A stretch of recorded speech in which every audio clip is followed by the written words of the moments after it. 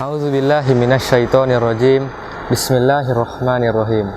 Assalamualaikum warahmatullahi wabarakatuh. Alhamdulillahi rabbil alamin. Assalatu wassalamu ala asrofil anbiya'i wal mursalin wa ala alihi wa sahbihi rasulillahi ajmain. Amma ba'du.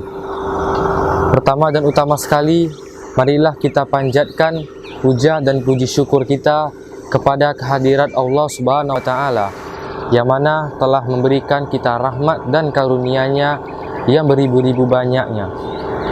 Salawat beserta salam tak lupa pula kita kirimkan kepada Nabi akhirul zaman, yang lahirnya saja menggoncangkan alam semesta, yang lahirnya saja membuat heboh para malaikat Allah Ta'ala. Siapakah dia? Tidak lain dan tidak bukan yakni Nabi Muhammad Sallallahu Alaihi Wasallam.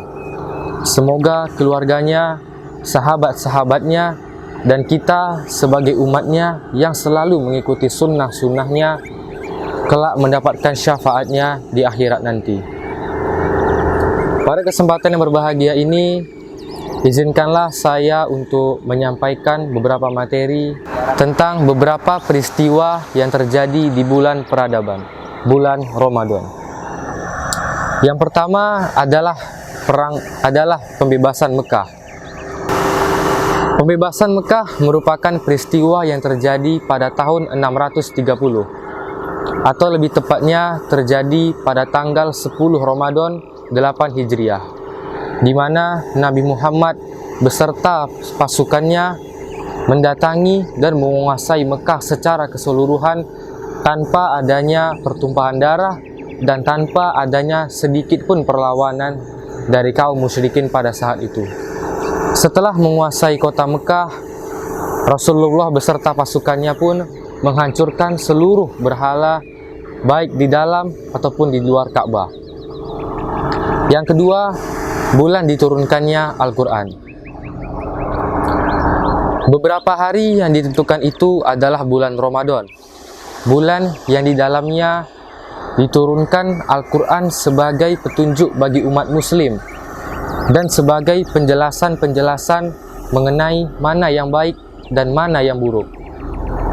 Para ahli tafsir dan hadis bahkan mencatat bahwasanya Allah Subhanahu wa Ta'ala juga menurunkan beberapa kitab-kitab dan suhuf-suhuf seperti Zabur, Taurat, Injil, dan Al-Quran pada bulan yang sama, bulan Ramadan.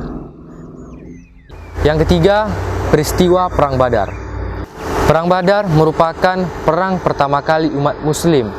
Perang yang begitu dahsyatnya, baik dari segi perlengkapan, dari segi jumlah, ataupun dari segi kekuatan. Perang Badar terjadi di antara kota Madinah dan kota Mekah yang terletak di lembah Badar. Pada perang ini, umat muslim beserta pasukannya berjumlah 313 orang dan pasukan musyrikin berjumlah 1000 orang. Pada perperangan ini, umat muslim memenangkan pertempuran dengan 70 pasukan musyrikin terbunuh, 70 pasukan musyrikin ditahan, dan selebihnya melarikan diri. Perang ini merupakan perang yang begitu dahsyat. Mengapa demikian? Karena pada perang ini umat-umat muslim kalah dari segi persenjataan, kalah dari segi perlengkapan, dan pada saat itu juga umat muslim sedang melaksanakan ibadah wajib umat muslim, yaitu ibadah puasa Ramadan. Hal ini membuktikan bahwasanya puasa bukanlah penghalang bagi kita untuk lemas dan lemah. Sebaliknya, puasa mengajarkan kita untuk mencari keriduan Allah Ta'ala. Allah pasti memenangkan orang-orang yang mencari keriduannya, apalagi di bulan yang suci ini, di bulan Ramadan. Yang keempat, peristiwa perjalanannya Nabi ke Tabuk. Ketika pengaruh Nabi Muhammad Sallallahu Alaihi Wasallam tersebar luaskan sampai ke semenanjung Arab, pada saat itu Kaisar Hercules selaku pemimpin tertinggi bangsa Rum langsung memblokir seluruh pengaruh umat muslim di tanah Arab.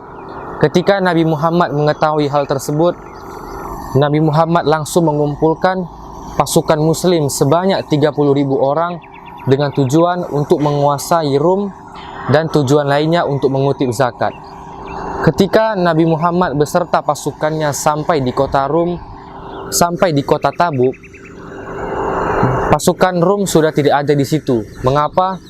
Karena pasukan Rum lebih memilih untuk melarikan diri daripada melawan pasukan umat Muslim yang pada saat itu begitu banyaknya berangkat ke tanah Rum. Pasukan umat Muslim terus menggasak pasukan Rum sehingga termaterailah perjanjian, di mana isi perjanjian tersebut pasukan Rum beserta Kaisar Hercules taat kepada pemerintahan Rasulullah dan membayar 3.000 dinar setiap tahunnya sebagai pajak. Selanjutnya, peristiwa runtuhnya berhala Al-Uzza.